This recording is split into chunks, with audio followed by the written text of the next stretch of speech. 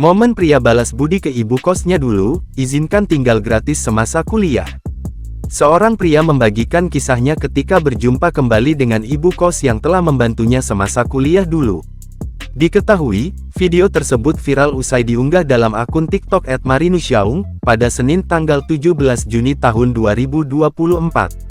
Diceritakan bahwa ia berkuliah di Yogyakarta pada tahun 1997 hingga 1999. Saat itu, sang ibu kos banyak memberi bantuan kepadanya. Bahkan, ia diizinkan untuk tinggal di kosan tersebut tanpa membayar. Berdasarkan penelusuran tribunsumsel.com, diketahui bahwa kini pria itu telah menjadi dosen di Universitas Cendrawasih, Jayapura, Papua. Ia pun kembali menemui ibu kos yang telah banyak membantunya itu. Ia bahkan melunasi semua biaya kos yang dulu ia terima serta membelikan ibu tersebut sebuah motor. Kini, video tersebut viral dan telah diunggah ulang dalam banyak akun di media sosial. Warganet yang menyaksikan unggahan tersebut pun ramai memberikan komentar dalam unggahan tersebut.